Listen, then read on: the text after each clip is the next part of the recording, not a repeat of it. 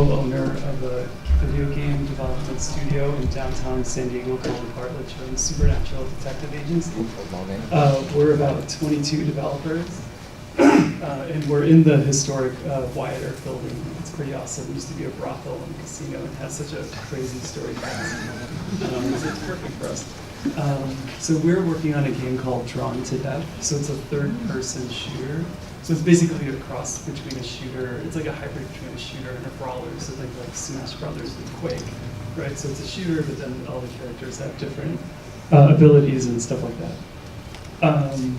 So I've been in games for a little bit over 13 years, but mostly under the radar. Like I'm producing that game, but that's probably one of the biggest things. I guess biggest title I've ever produced, but I've worked on a ton of different games. And so yeah, I've been kind of under the radar in that regard.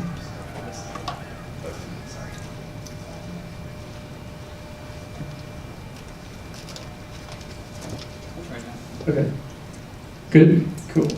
So yeah, and I've been involved in hiring over 200 people, which, so I kind of wanted to give you guys, so what I wanted to talk about is two things really. Like just thoughts on getting hired, and then equally important after you get hired, how to thrive in a game development studio after that. And I'm going to just show you guys some of my background and how it all ties together into some lessons that I've learned and I look at when I'm looking to hire people.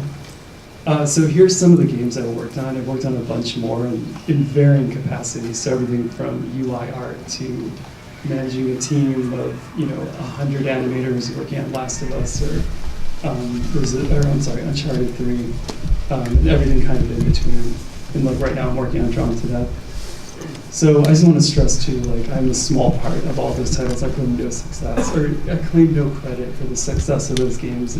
All those games are huge team efforts, and I've just been a small part of it, and I can get into details of what I did on each. And so I'm a producer, but I think I've taken a very uncommon path. Like most producers start in QA and then kind of work their way up. So I may have a very different perspective than maybe some other producers that give talks here or you will meet along your journey. And I also started in art first, so I was an art director that, I kind of found the challenge of working on production management more interesting than developing art. But I still do it, it's just now, for day-to-day, I'd rather be a producer. But, so take what I say with a grain of salt. If Drawn to Death comes out and it's terrible, forget everything I've said tonight. If it comes out and it's awesome, maybe there's something here. So when I was coming up, I loved every possible media, from like video games, music, movies, basically did a little bit of everything, or at least was interested in it.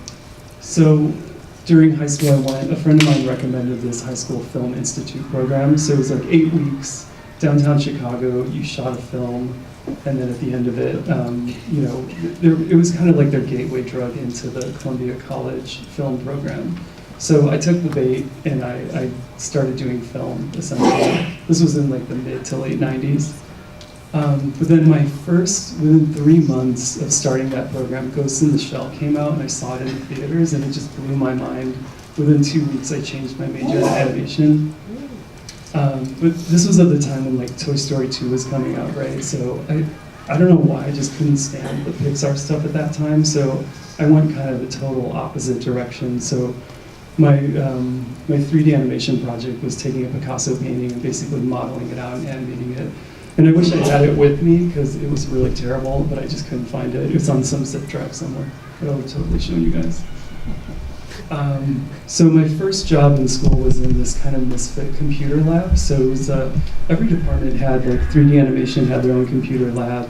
The graphic design department had their own, but this one was sort of just like, I didn't even know why I was there, but I took a job there just so I could get computer time access. And then there was a wrong job posting on their job board. It was intended for the graphic design department, but for some reason it ended up in our misfit lab. So I basically called them, and essentially it was for real estate advertising, which is like absolute opposite of anything I remotely wanted to do. But I eventually got the job as an intern there. So I convinced them enough to give me a chance. So at the time, I think people use InDesign now, but there was this application called Quark Express, right? And it was how you lay out ads and everything. So I went from Friday I'd never used this application. I just knew about it, right? Because I was studying 3D animation, not design. So I accepted an internship Friday. Saturday, I never used it, and I just crammed so much that weekend. And then I was using it professionally on Monday. And then from there, I just worked like hell. And eventually, in a few months, I ended up as an intern running their print production department, which was crazy because I was sending ads, like $30,000 ads to the Chicago Sun-Times, and I was the last check on it, which they were crazy to let me do that. At the same time, like there was a lot of cool stuff going on in like title design and stuff. Like this is Imaginary Forces, this is the 7 credits, and it just super inspired me. And then I knew I was from Chicago, but I was like, I just have to get to LA. It seems like that's where all that work was occurring. So I just put it out there in the universe, like I'm moving to LA. I knew absolutely no one there, but I just said, screw it, I'm just gonna make this happen. The only lead I had was this woman I worked with in the print department. She knew people that did billboard ads. So I just had, they're like, oh yeah, they'll pretty much hire you because you can do print production stuff. So I just took the number on a piece of paper and just moved out to California. Still, like I never called that number. I just said, screw it, I'm gonna do it. And I just worked like hell. I mean, I think I kept working on my portfolio and yeah, just kept trying to do whatever I could. Eventually, so I spent like 5 years doing interactive design and music videos and stuff, and I worked on some amazing stuff like with David Bowie and Ziggy Stardust, and it was just a tremendous amount of stuff that I did there. So everything from art to front-end scripting. This was like Flash was really big. So it was very much like the Quark experience, right? Like I kept throwing myself into situations where I shouldn't have been there, but I just worked really hard to get there. At the time, Zone of the Enders and like games like Res came out, so it was kind of, I didn't know, like as I was coming up, like there were no game programs like this, right? So when games like this came out, it became clear to me like, oh, I should really start getting back towards that because it was super inspiring to me, right? And I guess my way in was going to be UI design because there were so many skills that translated to UI design. So at the same time, so I was living in LA, and this campus in LA opened up for EALA, and I pestered the shit out of these guys until I finally got an in somehow. And this is actually, so I finally talked to the Lord of the Rings RTS team, and I got in touch with the art director, and I just did some spec work, which is basically just like free work, right? Just to show what you could do. And this is literally what I submitted. And so I wrote a bunch of stuff, like, I don't even think they asked me to do this, I just did it. So I designed a bunch of icons and basically showed them, like, look, I don't even know what you guys are doing, I just heard it's a Lord of the Rings RTS, but if you guys hire me, this is what I will bring to it, right? And then eventually I did get that job there as a contractor, and I kind of fit between art, design, and engineering, which was a tremendous experience. Then at the same time, so I was doing a lot of freelance stuff, and essentially like, and then eventually I started my own consulting company doing that, but I don't think I was mature enough to scale it well. So yeah, just dealing with taxes, and it was just a little bit too much for me, right? So I was like, you know what, I think I need to find a job. So there's a historic film company called Technicolor. Like to this day, they still do a tremendous amount of stuff on movies, from sound to color to just a tremendous amount of stuff, and they were starting up a games division. So one of the art directors from EA was joining that team to start this game service department, essentially. So what it is it was a bunch of guys from Sony that went there to start this company that, let's say, like a good example is God of War 2. Like they couldn't finish it all internally, so they came to Technicolor to be like, hey, can you guys help us do the cinematics or visual effects or stuff like that? So it's really like becoming an extension of the team. And I can get into more of that later. So essentially, as soon as I got there, I never said no. Like I started doing fonts there because I just needed a font for this really crappy PSP game, so I helped them with that. And then just did graphic design, 3D art, just kept going on and on, like worked on Silent Hill, like whatever, until eventually I got to be an art director there. And then a friend of mine worked at Sony San Diego, so he basically hooked me up with this department, very similar, it's a service group, and they do mocap, so like Yes, I worked here for about 5 years. So they do mocap scanning, like that's the Death Stranding scan right there. Like that's the team that did it, that's the mocap stage. And yeah, it was just an amazing experience. And yeah, and I think one of the interesting things is we always called it a business simulator, right? So it was basically Sony was funding us to create and support all of these games. So we worked with Naughty Dog, basically every team at Sony in some degree we've collaborated with, or at least done some R&D for the most part. And this is where I hired like tons of different kids and traveled the world. So one of my jobs is to go to different countries to look at different artists and engineers and different, just to see who, because games take like 300 people to make right now. So it's really difficult to scale to that size in America. And that brought me to Drawn to Death. So I went over a lot of detail there, but I'm going to use that to illustrate some lessons that I've learned. And I think they apply to getting hired or just staying employed. But also I think some of them could apply to being a small dev as well. I think so. The first one is like take opportunities. So especially when you're starting out. Because you don't know where it's going to lead. Like I started out doing real estate ads and then getting to this position. So I think, yeah, it's like trust your gut. Like see if it's the right decision. But I think it's important that I met a lot of people that don't take opportunities. And it's because it is hard to kind of take that leap of faith. But I think if you have an opportunity, you should totally take it. And then eventually, like.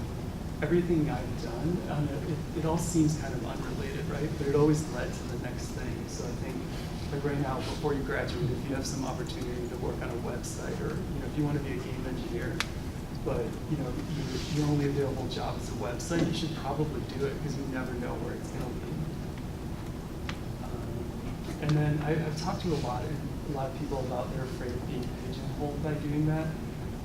But I feel like you have plenty of time to pivot. Like I feel like I'm still pivoting what I do, over time. And I really do believe that getting good at one thing makes you good at everything, right? So if you do take that website job, like you will learn how to deal with clients, or there'll just be a lot of knowledge that you'll gain from that experience, even though it's not directly what you want to do. The other thing that sometimes I see a lot of this, sometimes I don't, is hustle.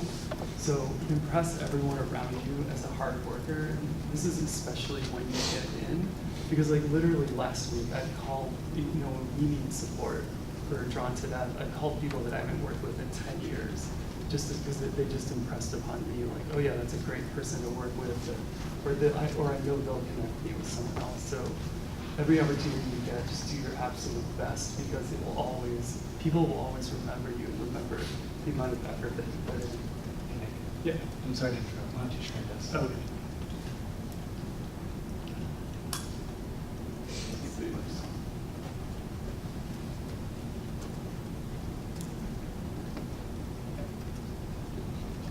Is that better? Is that Is this one still on?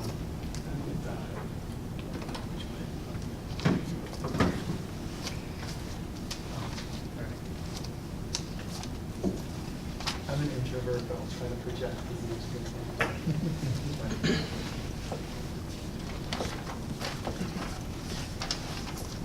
Okay, try that. Okay, that one. No, it's Okay. Hey, is that better? What? Check. try this. Yeah, test this. All right. Okay, I'm sorry.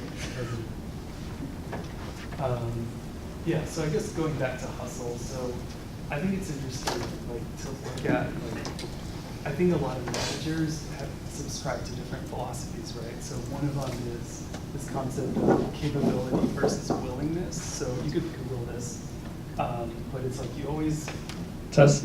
So you always want to be someone that's viewed as ideally. I mean, if you're just coming out of school, your capability is probably not the highest, right?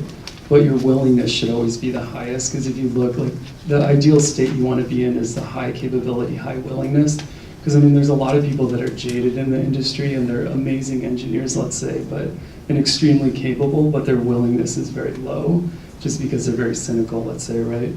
But I think you starting out, you should always be thinking about like, okay, maybe my capability is not the best, but at least my willingness and attitude, I can make up for that, right?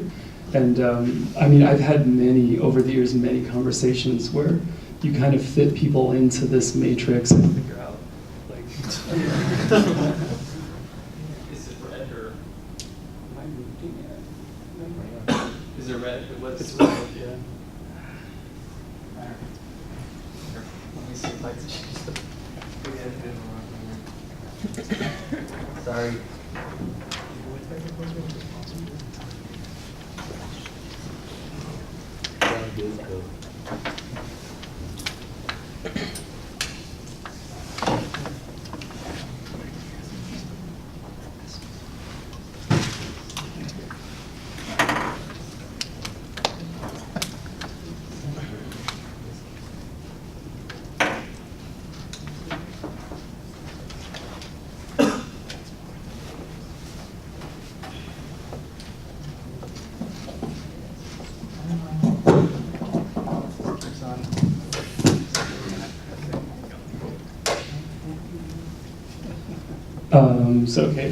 Okay, so here's another thing that, and I've fallen prey to this too, is when you're looking to get a job, like be tough, because think about it, it's like casting a movie, like at least in my perspective, like usually when we're hiring for a role, it's like sometimes we'll talk to 3 to 10 people, and it's not necessarily that, I mean, sometimes it's just luck, or it's like, I look at it like casting a movie, it's like, there could be equal quality actors, but there might just be like a 1% difference between someone. And I've seen that it actually discourage a lot of friends of mine, and not just games, but I think anything. You have to be tough and don't take it personally. And a lot of it is luck, and a lot of companies are just not organized or don't interview people well, right? So it's like you just have to be tenacious and just keep trying.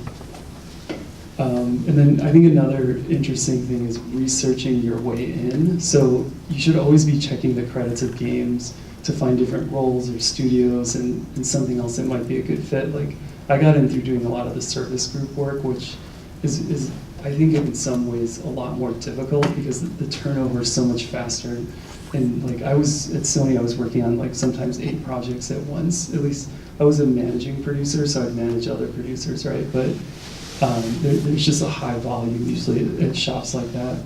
But places like that have a lot of smaller opportunities that maybe you're not thinking about, because if you're looking to get into like Naughty Dog or wherever, there are a lot of smaller shops that still work with those guys, right? So it's like you should be targeting, maybe find your back door in, as opposed to going the direct route if the direct route is not working.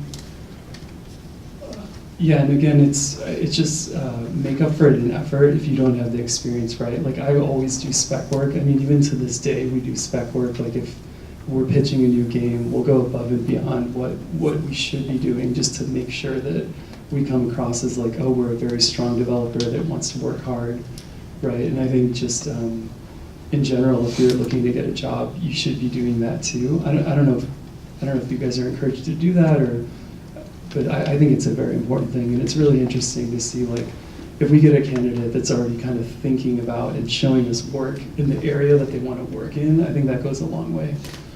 And then I think just in terms of hustle, it's like once you do get in, always be the hardest working person in the room. Because again, if you're starting out, it's like you may not be as capable, but the effort you put in needs to be like, that's what you need to do, remember that. And then I think another reason to hustle too is the competition is real and global. Like this image I've shown in a few talks this is the art exam grading process for an art college in China, and it goes on forever, right? So it's like there are a lot of people trying to get into all these different fields, right? So how do you differentiate yourself when there's just swarms and swarms of people trying to do exactly what you're doing, right?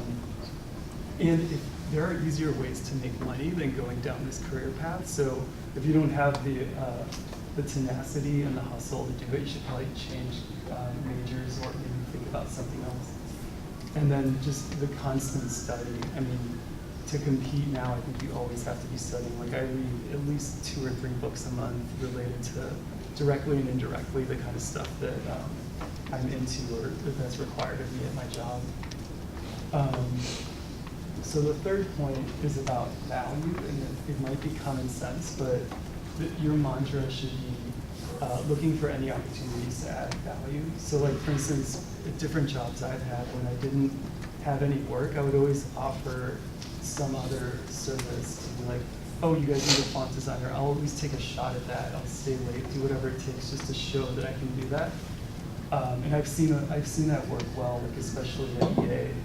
Towards the end of a project, there would always be like left shuffling, and the people that could do more than one thing, like there were some people that stuck firm to what they believed in or what their job was, but the guys that didn't and kind of broke out of that and helped out where it was needed, those guys lasted longer, it seemed like. Here's one thing is don't be on Facebook all day. I think a lot of kids, I think maybe it's just a modern thing, like, oh, it's okay, everyone does social media stuff, but people notice that, and you know, when you start thinking about efficiency, and unless it's your job, unless you're a community manager or designer and you're referencing something, it's like turn off all that stuff. And when you're at work, just be really focused. Because again, people will notice that. They will never say anything about it, but they will totally notice if every time they look at your desk, you're on Facebook. Fourth one. Test. Fourth times. And then just the concept of adding value too. Like I get a lot of cold emails from kids that are like, hey, do you have a job or whatever? But I think you could use that as an opportunity to think about like, oh, what value can I add to this email? Like, can I summarize an industry article for this person who I know is busy? And maybe I could summarize this in 5 sentences. And maybe that will add value to that person so you kind of stand out amongst all the noise. And that's just one example. I think there's a ton of different examples, but I think it's good to cultivate that mindset of everything you do, add value to it, or the person that you're interacting with. So the fourth point I wanted to make was diversifying, right? So I think it's good to show your diversity, like if it's ethnic, if you speak different languages, your past work, even if it seems utterly unrelated. I mean, it's almost like I feel like the people we hire are the ones with the most diverse backgrounds and interests. And sometimes, you know, stuff people put on the resumes that they think, oh, I probably shouldn't put on that. That might stick out to us as like, oh, wow, that's a really cool interest. And oh, wait, the next game we're working on, that might be kind of related, so we should look at this person. And then, yeah, you never know, like, it might be a hiring lead that picks something out, you know, that like that little thing that you put in, like, oh, I speak Japanese or whatever, even if it's just conversational, not business. Like I think it's important to list that stuff. And yeah, it's just a way for you to be differentiated. I think in general, whether you're looking to get hired or working somewhere, it's like to cultivate an interest for how other things are made. So I think it's easy in games to get very narrow, to think like, oh, all of our problems are unique. But realistically, it's like you should be thinking about other things, like for instance, like maybe think about like how does Stephen King come up with a new story, or on the creative side, right? Like maybe study him for a little bit to see where does his ideation come from, or like how the hell does FedEx get stuff all over the world on time? Like there's an operational component there that is probably worth studying if you want to be a producer. Or like Stranger Things, like studying that story of, you know, I heard it was from when they finished the series to when it went live was only like 3 days, and how did they handle that success from that title? Or, you know, project management's been around in some form for hundreds and hundreds of years. Like, how did the pyramids get project managed, right? Like there might be something there that's way outside of the realm of games that you might, you know, when you're interviewing or when you're actually working, you might be able to pull from a much more diverse field of influence, as opposed to, oh, I know how, you know, X studio produced, you know, this level in this game. I think it's more interesting to diversify what kind of influence you're taking in. Here's another one just to diversify. I see at least a lot of people I interview or work with like don't read at all, and if they do, they read a tremendous amount of fiction, which I think is good, but it's also good there's so much nonfiction stuff out there, and it all pays off later. And pretty much any topic whether it's, oh, I'm not a very decisive person. There's a book or 10 books on being decisive and, you know, sociological studies on decisiveness and all that. And maybe you should pick up some of that stuff. And then skimming is very good too. Like, you don't have to read every single word, or use features like X-Ray on Amazon, which is basically everyone that's read that book that's highlighted something, it'll show you like the most highlighted items. So if there's a topic you want to learn about, just use X-Ray and just skim through it. And in an hour, you might have like 10x more knowledge than you did in that topic. And then I think another, again, to diversify, is every problem you'll encounter has been solved before. And in fact, there's probably a software that does it nowadays too, right? Or some method. So again, I think it's good if you come at stuff having more knowledge about different things, you can apply different solutions, right? And maybe if it doesn't exist, maybe you should make it, and maybe you should sell it on the Unity store, or who knows? Like, maybe that's your way in. Is like, oh wait, I've read these 3 articles, and it seems like these 3 studios have this problem. Maybe I'll make an asset for it, right? So I guess that's the 4. I think that's the 4 things I wanted to share with you guys is take opportunities, so that you never know what will lead to the thing that you want to do. Or, I mean, I guess on the flip side, if you know exactly what you want to do, and let's say you want to direct games and you don't want to compromise, that's cool too. But I think you have to, only you can answer that. I rarely meet people that are of that tribe. I think it's more like you should just take any opportunity and just get the ball rolling of starting your career and like moving towards the goal. And the goal might be to be an indie developer and like, you know, learn from different studios, but just take an opportunity and keep moving forward. I think hustle, it's like they say success, a lot of it is just showing up, but I think that's very true. And it's amazing how many people I've worked with that just don't have that hustle, and you really stand out, especially in this era where there's so much competition. Games are taking, you know, from 1 to 300 people to make, they're globalized. Like, you will stand out if you're not a hustler. Always be adding value. It sounds so stupid, but I don't think a lot of people think about that. And then diversify your inputs. It just makes more interesting games. The more diverse your influence is. And I think these 4 work whether you're trying. I think if you're interviewing somewhere and you kind of have these covered, it shows through. And I think when you do get hired, it'll continue to help you stay employed and be growing or doing your own thing. So just because I brought up some books, these are some books that I would recommend. So Steal Like an Artist is a very short, playful read. It's basically, I don't even want to tell you too much about it, it's awesome. The biography of anyone you like or admire, I think it's really interesting to see people's origin stories the way I look at it. I'm a big fan of Tim Ferriss' Tools of Titans. It's basically, he interviews everyone from Arnold Schwarzenegger to a nutritionist to everyone in between, like people at the top of their game, and kind of distills what are the tips and tactics that they use to get to where they are. Linchpin by Seth Godin is super good too, as far as like how to become indispensable. I think if I read The Personal MBA 10 years ago, it would have changed a lot of my approach to things. Even if you're not into business, I would strongly recommend this book because it really digests down every business in the world ever. It can be distilled down into like these 8 different types of businesses. And I think it's important to know that, especially whether you want to do business or not. I mean, I think it's good to get into the mind of the people that are running these studios to see what they're looking for and like what kind of people they want to hire or how they want to grow. And then the biography of anyone you can't stand or have no interest in. I've never done this, but if you guys go down this path, I'd love to see how it goes. So that's it. I know I kind of rushed through a lot of that, but I just wanted to say thank you guys for the opportunity. And if you have any questions, I know I went through a lot of stuff, but just holler if you have any questions about anything.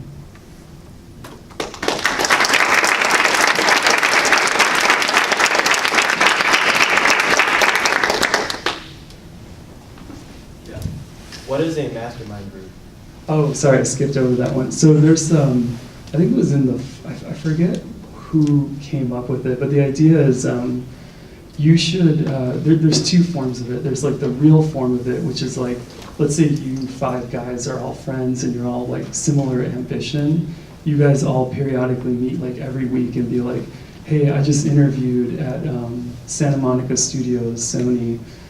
Here's how it went. Share that knowledge to the team so that when they go to an interview, they kind of, take that knowledge with them. So that's one in the immediate, which I would strongly recommend. It's like if you find a tribe of people that you work well with and you're all similarly ambitious, I would strongly recommend you do that and just share notes. And the other, I think, more interesting one is to pick like 5 historical figures and then study them and then just imagine like, oh, what would Walt Disney do in this situation right now? Which we do at, like David Jaffe and I, who's the creative director at Bartlett Jones, like we will ask that question, like when we're at a crossroads, we're like, okay, what would Walt Disney do right now? And because we both read his biography, we can kind of channel, at least to see like, or just change your thinking path, right? So I think that's what a mastermind group is. If it's people that are alive right now, it's knowledge sharing, but if it's people that you admire, it's just channeling them to maybe look at your problems a different way. So yeah, I would strongly recommend that. Thank you.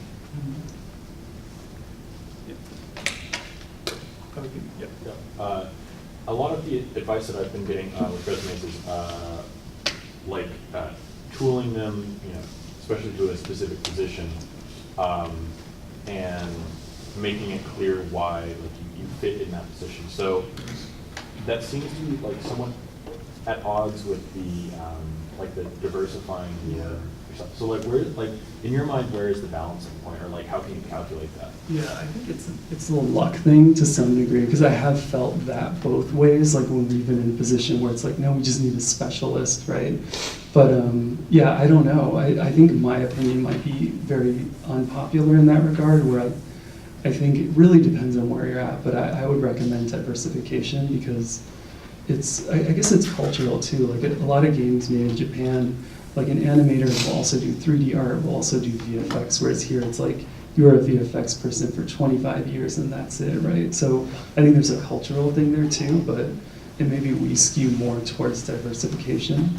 But the downside to that is you don't really become a master. So I don't know. I think it's good to have a baseline skill. Like one of the guys I worked with at Sony, like he's a producer, but he went to art school, right? But in his room, he has this amazing drawing of I forget which actress it is, but just to show like yes, I can do a lot of different things, but at the end of the day, I'm an amazing artist, right? So he has that one thing to hang his hat on. So yeah, I would say try to pick a mainline thing, but if it's a smaller studio, usually it is diversification. I guess the bigger you get, that's another rule of thumb, is the bigger the studio is, the more narrow they want you to focus, I think. I don't know. Does that answer it? Yeah. Thank you. So what, as a co-founder of an indie studio or as also as a producer for that studio, what has been the most difficult thing that you had to overcome during your time at Bartlett Jones? I guess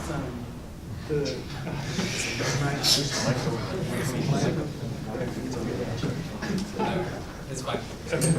Well, I guess the toughest thing is, like, when I was at Sony, I used the term business simulator because ultimately we took a lot of risks there and did all this crazy R&D and stuff because we had the backbone of Sony. But now we're still risky, but if we mess up, the whole company can go away. So it's just the stakes are higher now. I guess that would be the biggest difference is we were maybe like more casual about decision making to some degree, but now it's like, it's life or death for us now, right? So I think that's the biggest difference. Everything's just amped up. So what do you weigh when you do for a decision, for example? How do you go about doing that? I think the way we founded the company is creative first and player experience first. Like one thing I think that's really interesting that Jeff Bezos does at Amazon is in their meetings, there's always an empty chair and it's supposed to represent the customer. Because when you're talking about all these different things, sometimes you lose sight of like, everyone has their agenda, but then it's like, okay, ultimately, what does the player care about? And I think we've been good at keeping that. But yeah, I think if we just always choose what we think the player will like the most, then I think that's kind of our North Star. And to also not get lost in too much of the technical details, even though we are a technology company, it's always, okay, what's different and what's creative about what we're doing? Does that answer it? Or? Yeah. Okay.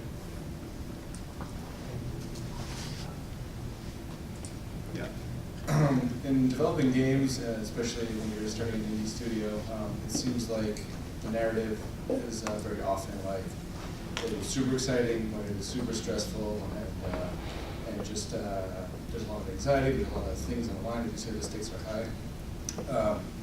high. It seems like you are pretty confident and pretty sort of mellow and calm about this. Is that a narrative that is different for you, or? I'm sorry, what do you mean? Sorry. So it seems like the game industry is like a whole aspect of it is like the passion comes along with a lot of the stress. Oh, yeah. Has that been your experience as well? Yeah, so I feel like I am, like David and I are the co-owners, so Yeah. He's like the gas pedal and I'm like the brake pedal, so I think we have that kind of symbiotic relationship, otherwise it would be catastrophic. If I was like him, it would be catastrophic in one way, and if he was like me, I'm probably too mellow, right, to do his job. So I think it's finding that symbiosis with someone, right? So I think that's the thing. I guess another book I wanted to recommend too. I don't know how many of you guys are looking for jobs or going indie, but there's a book called E-Myth Revisited. So it's this guy, he studied 2,000 different companies to see like, why did they succeed and why did they fail? And what he found is like, okay, the first year of just about any business, there's a 20% success rate, or first 2 years. The numbers are fuzzy, but it's extreme. Like, first 2 years, 80% of businesses fail. The next 3 years, 90% of whatever survived fail. And then the 3 years after that, 20% of whatever was left from that, or 80%. So you end up with like 3% of actually successful businesses at 7 years, right? So what he figured out is that to run a good company, you need three. It could be all the same person, but you need 3 different hats. So one of them is the entrepreneur, so someone that's pushing, like think of it like Steve Jobs, right? Like I just saw the movie of him recently where he's like, I play the orchestra, right? Like he's not an engineer, he's not a designer, but he has the vision, right? If most companies start because, I'm sorry. So the entrepreneur, then the second one is technical. So, I can do the code, I can do the art, whatever, right? That's where a lot of businesses start, like, oh, my wife is a good baker, let's start a bakery, right? But then it fails because they're missing the other 2 components. The third component is the manager, like someone that just is very fiscally and just like understands like where to invest and stuff like that, right? So if you have the entrepreneur, the technician, and the manager, like those kind of companies succeed way better, right? So that's the structure that we have. So we have David creative, me manager, and then Mike is our CTO. And it's just as long as that structure is intact and everyone kind of plays their positions, and like my job is to, it's like it is David is the gas pedal, so I need to learn how to kind of manage that and make sure that he has the resources that he needs and stuff like that, right? But it's, I think, understanding just that simple triforce of people, I think really helps a business succeed. And you may not have all 3 components, you may just have 2 people running those, but it is good to kind of step out and be like, okay, we need someone in the entrepreneurial role because, PAX is coming up and we need to come up with some way to position our game, right? And you don't want the person in the technician role doing that if they're already overworked with work, right? So you have to learn how to switch those positions. So does that make sense? Yeah. Okay. Thank you. Cool. Yeah. So when you were working with big companies, have you ever met a time where you have to sacrifice the creative freedom? Like every hour. Yeah, all the time. I mean, it's always. You mean like, oh, we have this vision, but we don't have time to do it? No, like more like they suppress that vision. They do want you to make what you want, not what you originally had. Oh, yeah, I think like working at Technicolor and Sony was very much like that. So like when we worked on, let's say, like Last of Us for the movies, like there was the animation director on our side and the animation director on Naughty Dog were pretty close, like in terms of the vision, but there are so many cases where it's not, and you just have to redo it, or you try to build a relationship so that you can kind of see where they're going. It takes a lot of time. I mean, it took, with Naughty Dog, it took like 6 months to a year to really figure out, like, okay, this is how we're going to work with them, right? Like, it just takes time, I guess. I guess there's no magic there, other than, I guess, just trying to be a good listener, too. I don't know if I'm answering your question. Yeah, okay.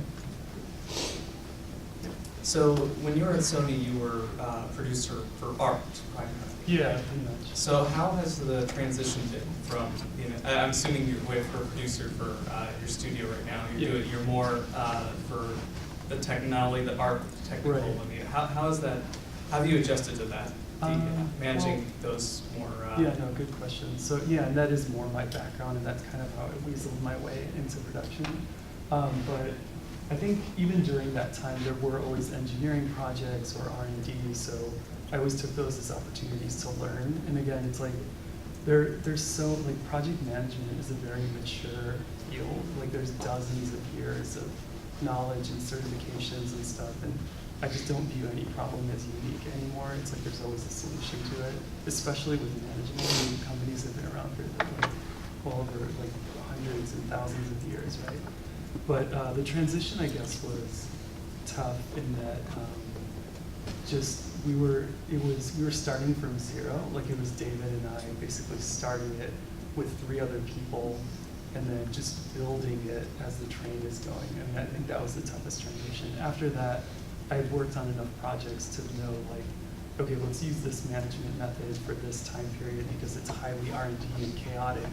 Yes, we're probably going to throw away 90% of what we're doing, but then now that we're going into production, let's totally pivot to this method, which is more predictable and all that. So I guess just viewing it as, to me, art, engineering, it's all, from the management side, it's all the same to some degree. Yes, there's uniqueness in there, but the method you use to manage it is, they're all very similar, I guess you could say. Okay.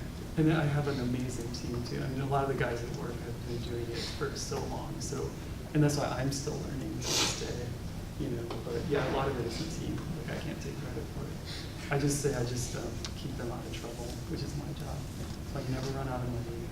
Don't let them get into trouble, right? At the end of the day.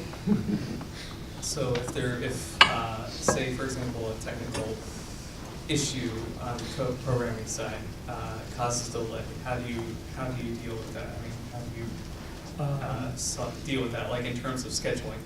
Oh yeah, that's tougher. I guess it depends on. It depends. Like, the way we do it a lot is just, I call it crewing. So it's like, because the game is a service-based game, like, we're always trying to make new content. So we'll just crew people to be like, okay, these 3 people are on this build, then let's put 2 people on the future one, and then 2 people on hardening it, so like fixing bugs and stuff like that.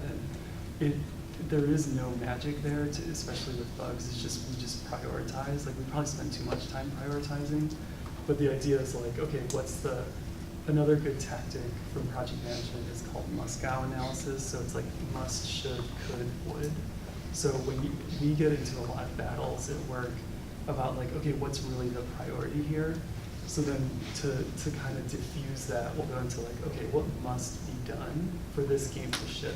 And that gets very clear. It's like, okay, if you want that blue and it's green, that's not a must. That's like a should or a could. Like, we could do that, but we're not going to do it, right? So that it's something like a framework like that kind of helps get everyone in sync as far as like, okay, yeah, we all agree this is the stuff that must get done, so let's all tackle that first.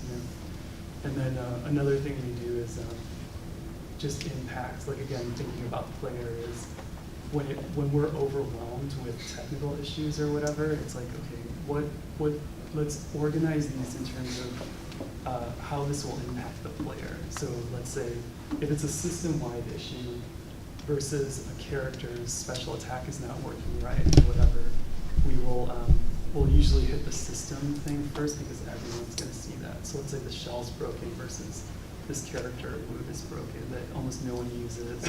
You know, it's a more subtle thing. We kind of get on the same page in terms of impact, right? Especially towards the end, it's like so much stuff just gets thrown away that we would love to do, but we just can't because the level of impact on the truly critical stuff, you know, we have to focus on. I guess I'll ask one more question. How do you incorporate player feedback into the game? I mean, does it have to be a certain threshold of how many people are noticing something that they don't like, saying something that they don't like? I think it's more of a dark art. I mean, what we try to do is focus test a lot. Like even when we were prototyping, we bring in friends or QA, and then when you start to hear certain patterns or themes, then we seriously consider doing it, right? But I don't know, that's tough, because I think, and I've seen this with a lot of strong creative directors, is they'll usually go against the grain of everyone on the team because they just have a hunch about something. So there is an analytical side of it, but I think some of the best creative directors don't go with the analytics and just go with the gut, right?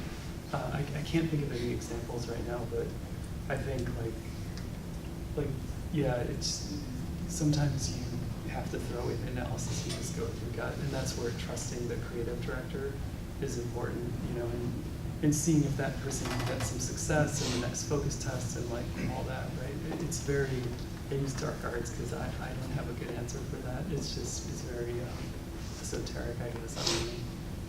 Intuitive, I guess I should say.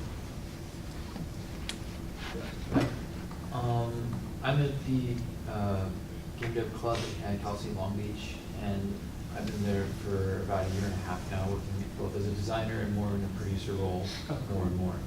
And something that I think I've had to learn is that respect kind of becomes more of a skill in terms of respecting others' positions. How do you kind of try to teach and mentor people in your company to respect other people, and also allow for the respect to not become like rigid, so people can still be candid and feel safe about talking about things? That's an awesome question. I think it's changed over time. I mean, I feel like I'm a caveman answering this way, but I just work super hard and then with the respect that way, because usually whether people hate your ideas or love them, if you come across as like, you know, this person is trying to do their best for the goal, for the company, for the game, that generally wins even the most like sarcastic, negative people's respect to, you know what I mean? So I think that's one tactic to do it. And the other one, I don't know, that's a good one. I guess that's my default, I should say, right? And then it's changed over time, but it's just putting in effort, I think, is number one. It's like, one thing I tell all the producers I work with is you never say no. If someone asks like, or never say I don't know. So if someone asks like, oh wait, do you remember what happened last week on this feature? If you say I don't know, that means you don't care. Like a more appropriate response is, I'll look into that and get back to you right away, and then actually follow through on it. Because when I hear I don't know, it just means like, oh, you just don't care. Like why? It's impossible to know everything, but at least put the effort. Like, yes, I will find that for you, right? It goes back to hustle. It's like, and I think maybe sometimes you can teach that, sometimes you can't. But I think it's stuff like, it's like the little things like that that I think build respect on a team. And then like not talking if you don't know what the hell you're talking about. I think with engineers, that's like, I don't even say anything anymore. Like unless I'm absolutely sure about what I'm talking about. I think that's one of the lessons I've learned, you know. But I don't know if that's good. But. No, it's good. Okay, I wrote some stuff down. Cool. So, Great. I had another one, but I forgot.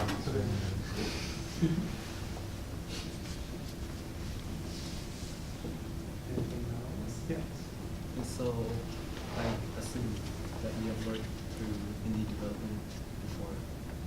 I guess this is sort of, I mean, we're working through Sony, so we're kind of second party, so I haven't done a lot of indie stuff. I think maybe 8 years ago, but I don't have a lot of experience in that area. So, but in a way, so when I remember when I first saw the trailer for Drawn to Death, Uh, I heard there were like a lot of mixed review about Yes. it. So so I'm unsure if back then you're trying to make that game page for your title, but since the game hasn't come out, people haven't played it yet. Yeah. You're getting so many negative feedback like that. How did you deal with it? Yeah, that's a great question. So we knew, yeah, it's a very polarizing game, like the art style. Some people say it's amazing and they love it. And then some people say it's the worst thing they've ever seen. So we take that as, yeah, I don't know. It's like we just took, to us, it's true to what the concept is, which is it's a high school kid's notebook. So it's very crude, it's very, like, it took our artists a long time to even get the style right. Like some of our artists draw with their left hand just to stay true to the style, even though they're right-handed, right? Yeah, it's slightly discouraging, but at the same time, I think, yeah, a lot of the feedback we get is on the look, but at the end of the day, it is a game, and the look is just supporting the concept that David had, you know? So, yeah, that's why I guess we'll see, right? I mean, we'll see pretty soon, but yeah, I think it's, I think anything you do on the internet, someone's gonna hate it, so I think you just have to develop a thick skin for that, and, you know, I don't know. So in situations like that, do you take those feedback for granted, or do you actually look through it? And Oh, you we know- do. Like David reads everything. Like, yeah, if you're on the message board, we read every single thing, and all of our videos, we read every single comment. And it's like we try to filter through just because we've changed a lot of the game because of stuff that we've read for sure. Because if you're right, if you're making a criticism and you're right, of course we'll take it, you know.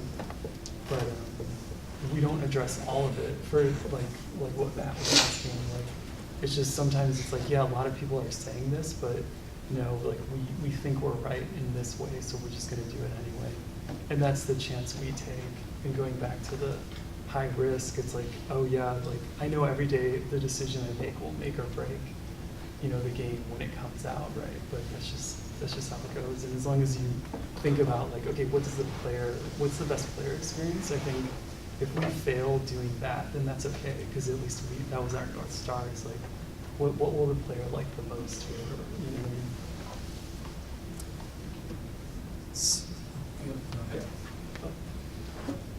Thanks.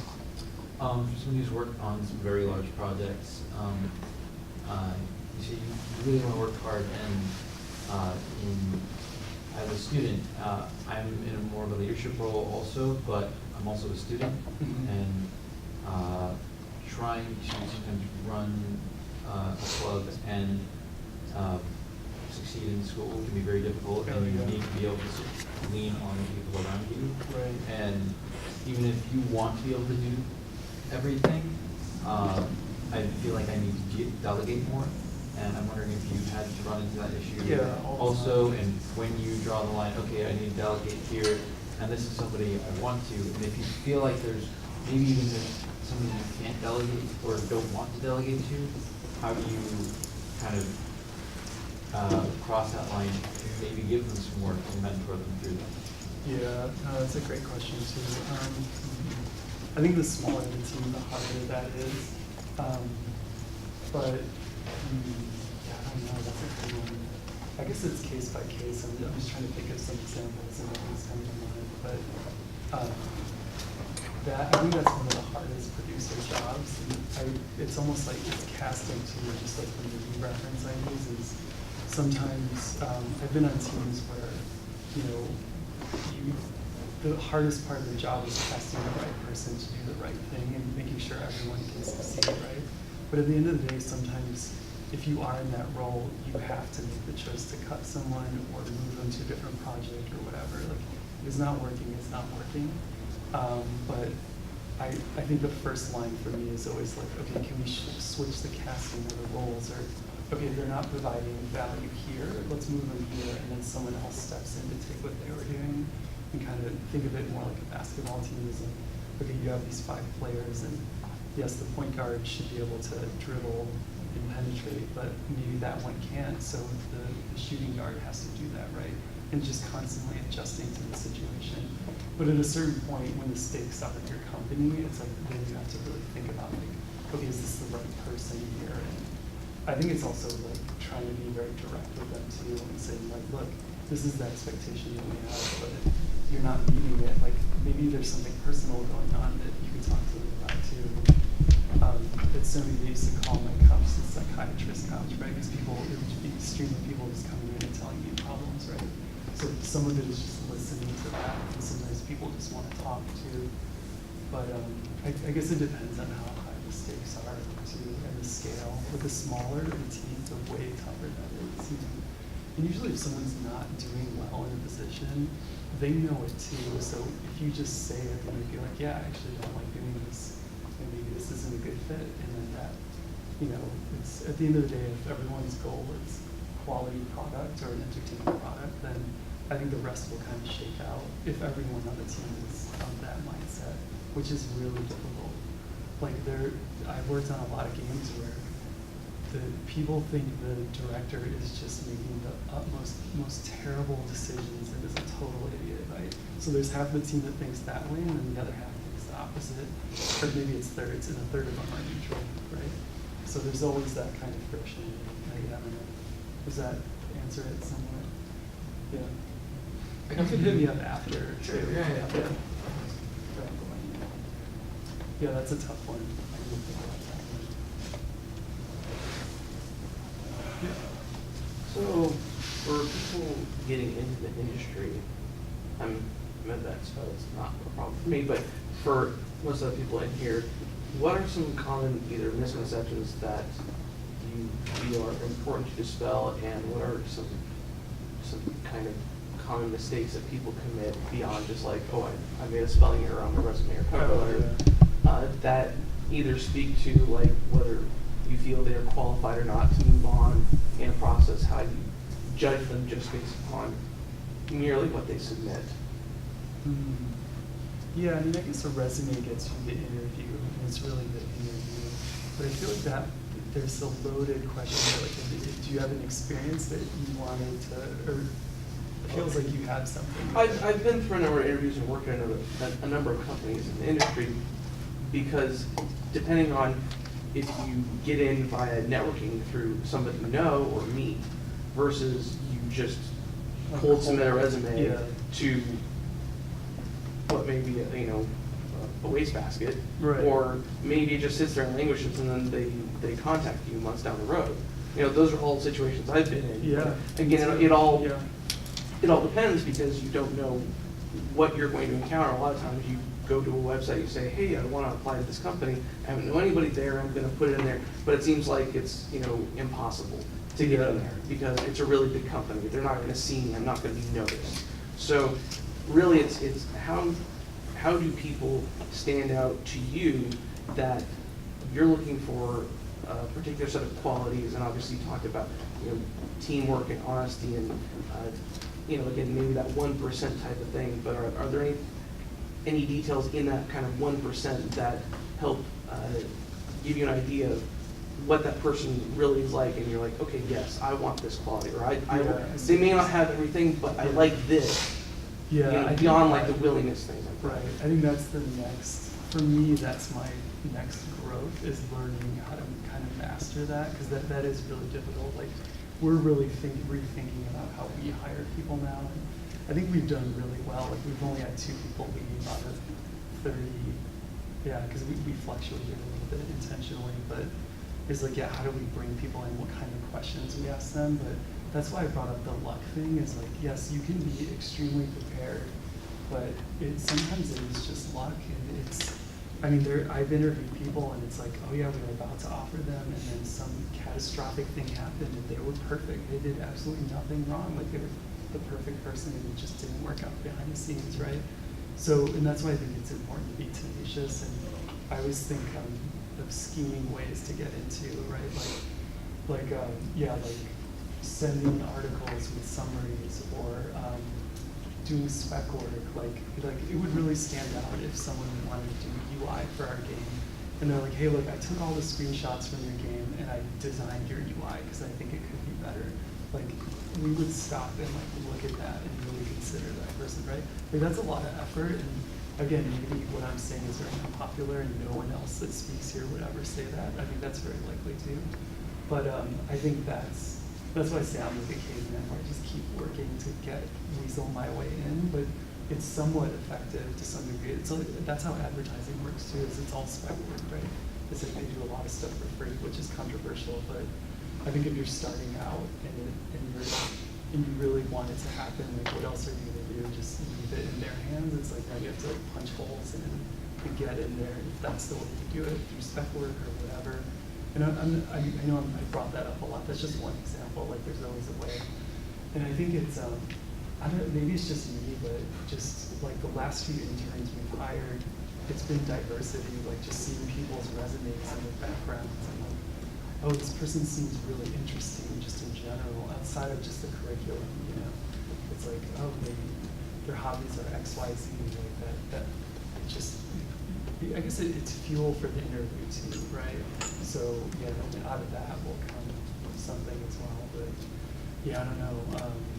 Does that answer it? Or? Yeah, to some extent. I'm just looking kind of like at the mindset that you have, because you know every person that's interviewing somebody for a position has different ideas, right? Beyond just what the job description is. Maybe their experience in that field. You say, oh, I'm hiring for a producer role, so obviously I'm interviewing them, or maybe it's an HR person that knows what the producer role is about, but they're not familiar with the particulars, the day-to-day. Right. And so there might be that gap. So you don't know who reads the resume, who approves it, who Right. signs off and says, hey, call this person. Then I think now with Twitter and everything, you know exactly who, like if you want to do level design, you could look up any like Overwatch and find a level designer and tweet them and like just penetrate and just keep working, like just keep, you don't want to be annoying, but there's always like the side way in. I feel like, I don't know, this might be terrible advice, but the last few people we've hired have done that to us. Like they just kind of penetrated through to like, hey, I really like what you guys are working on. Here's what I think I could offer, and that helped. But we're also very small, we're only 22 people, so maybe that like we might have some time to actually do that. And it's very easy to find us. So like almost every 2 weeks I get an email from someone that's like, hey, we want to work with, or I want to work with you guys, what could I do? So it's just try alternative routes, because yeah, you do get lost in the shuffle, and if you do, sometimes if you go the regular route, you do get lost in that. And like getting into EA, I felt like I think the HR guy probably still hates me. Like I just like hammered that way so hard because I just wanted it so bad, because it just seemed like the right thing for me. There's a level of persistence, but then again, it is luck too. I mean, I don't know, it's tough, man. There's not a lot of jobs and so many people going for those. So I think the homework is how do you stand out in that regard. Using a level of creative tenacity too. Yeah, I think that's it. Yeah. It sounds simple, but it's not. Well, we have any more questions? Just one more. Okay. That's fine. When you mentioned that David Jaffe was like the gas pedal and you're like the brake, can you clarify on what David does that you have to balance out on?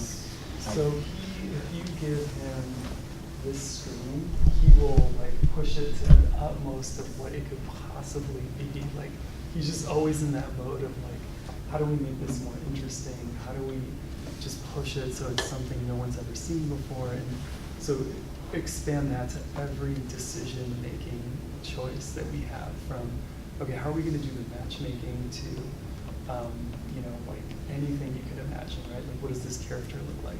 So if you keep going down that path, you will spend all of your money and all of your time and have maybe one asset. So the brake pedal is like, okay, no, like, yeah, we can keep working on that screen, but you have 10 other screens and they're due in 12 days. So maybe let's, spend 3 days on this, but then the rest of them spend half the day.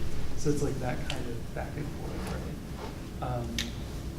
I guess it's that, because his job is to push, like a good creative director will always push to the point of breaking the team, at least that's my perspective, because they want the best vision to come across to the player. And then the rest of the team is just making sure that we can actually deliver on that. And sometimes that's tough, but it's a really tough choice. Like we've cut whole features and characters and all that because it just wasn't coming together on time, Thank you. Okay.